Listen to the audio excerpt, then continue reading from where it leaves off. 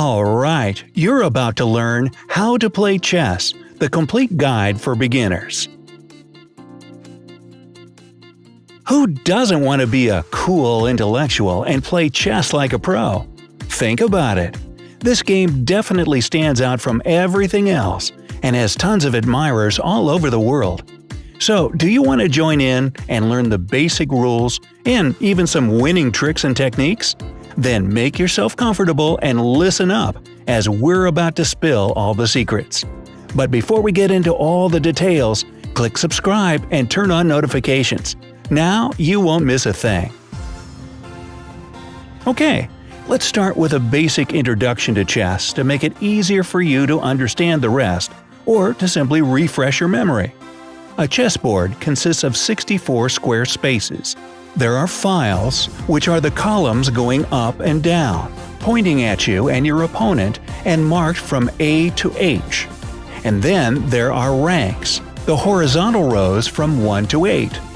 Each of the 64 spaces is identified by the combination of a letter of the file and a number of the rank. The player with the white pieces goes first. Each chess piece has a name and specific move capabilities. Don't forget to position the board correctly before playing. Each player should have a dark square in their lower left corner. Now, the first piece we're going to discuss is the rook.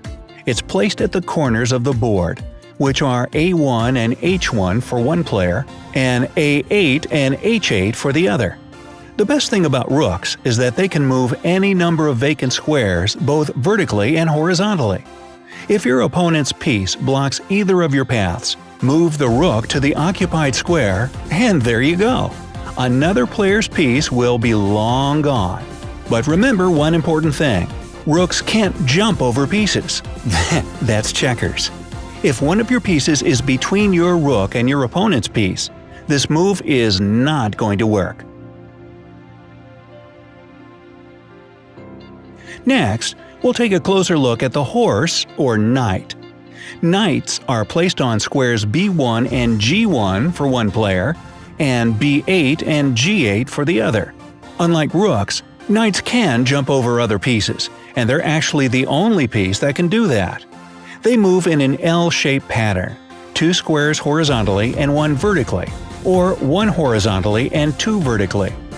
Keep in mind that knights can capture a piece only when they land on that piece's square.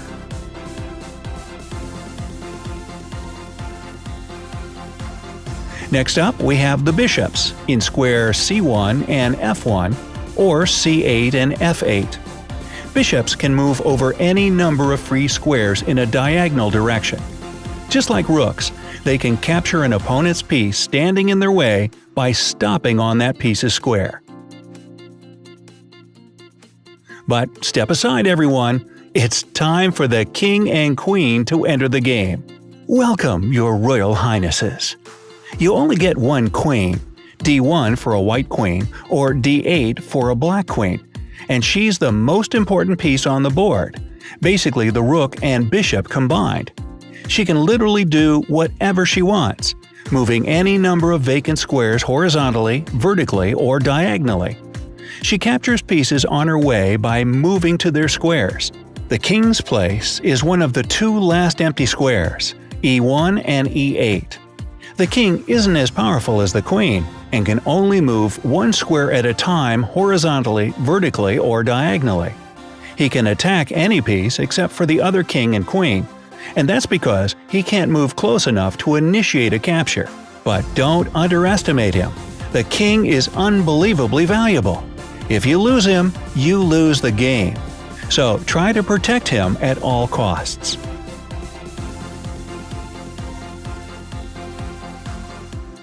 Finally, we have a whole row of pawns to shield your other pieces.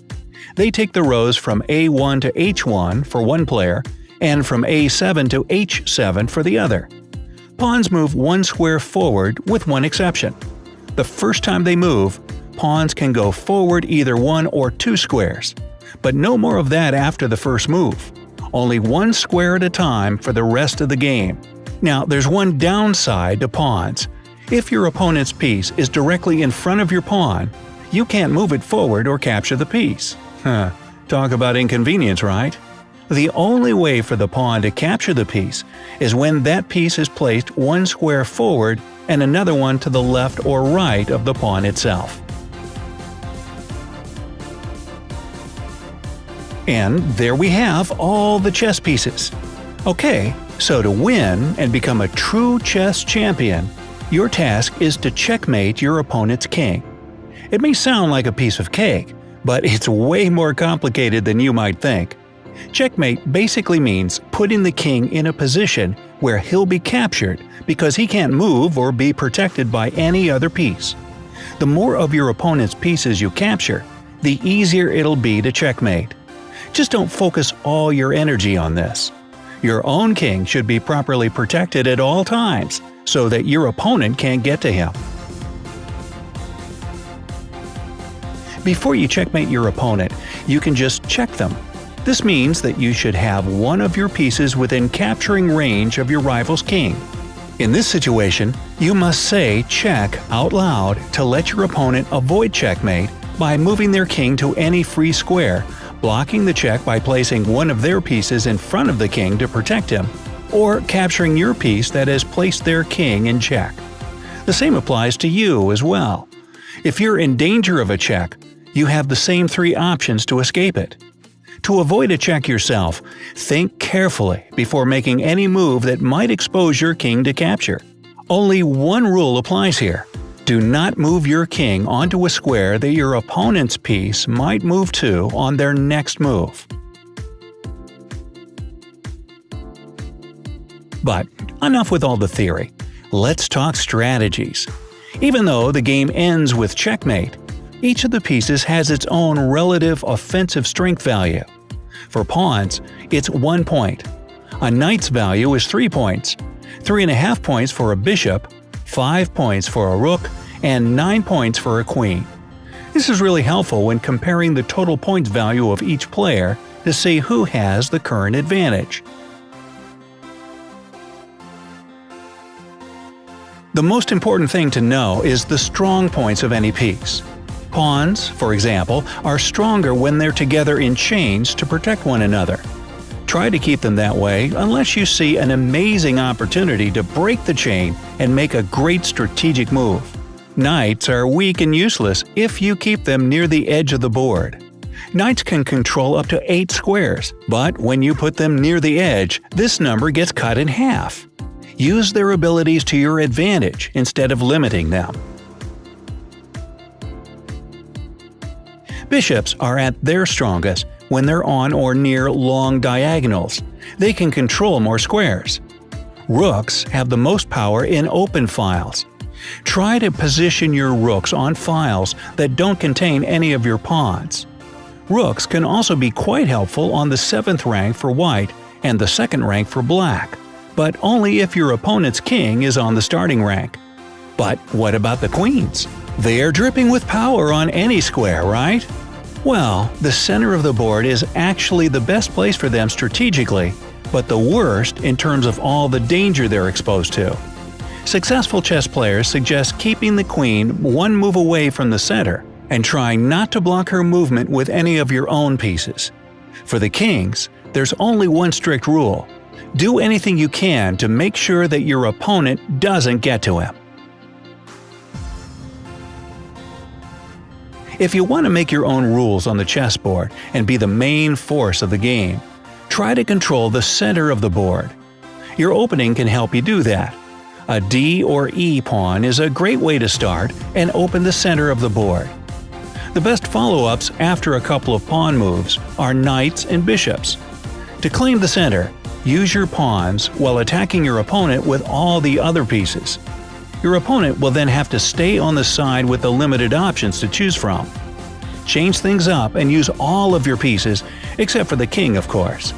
If you leave something out, you waste that piece's potential and abilities. But don't just do something on the spur of the moment. Chess is a very strategic game, and you have to think several moves ahead and not just move pieces cluelessly. At the same time, you have to watch your opponent closely and try to foresee their strategy and plan. Way too many things to do at once, but you'll definitely love it. In addition, don't give up your pieces without a fight. Take your time and scan the board carefully to see all your options and possible moves. Don't rush, take it slow, and make sure you don't miss anything. Let's open this part with a pawn's en passant move. As you might have already guessed, it's French and stands for in passing. En passant is a special capture move that a pawn can make. If you're playing with white, your pawn must be on the 5th rank for it, and it's the 4th rank for black. For you to capture en passant, your opponent's pawn must move 2 squares forward and land next to your pawn. This is the beginning of the game move, as this has to be a pawn that hasn't moved before, as pawns can only move 2 squares on their first move. So if that happens, you can move your pawn forward diagonally to the side where your opponent's pawn is and make the capture as you pass. But it has to be done immediately or you lose your chance. There's one more pawn move called pawn promotion. No, he doesn't get a raise. If a pawn reaches the far side of the board, which is the 8th rank for white and the 1st rank for black, it must immediately be promoted to any other piece, except for the king. The best way to go is to promote your pawn to the queen, but one more rook, bishop, or knight won't hurt either. Finally, there's a very useful castling move to protect the king. It's used to get the king out of the middle of its rank where he's exposed to the most danger. To make the castling move your king 2 squares toward any rook, and then hop that rook over the king so it lands on the square next to the king. Remember that there can't be any pieces between the rook and the king. Also, the king shouldn't be in check, and both the king and rook have to be pieces that haven't made a single move in the game yet.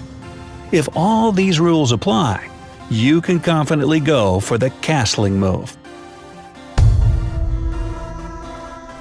So, have you decided to learn how to play chess? What attracts you most in this game? Tell us your thoughts in the comments below. And don't forget to give us a like and click subscribe to stay on the bright side of life. Your move.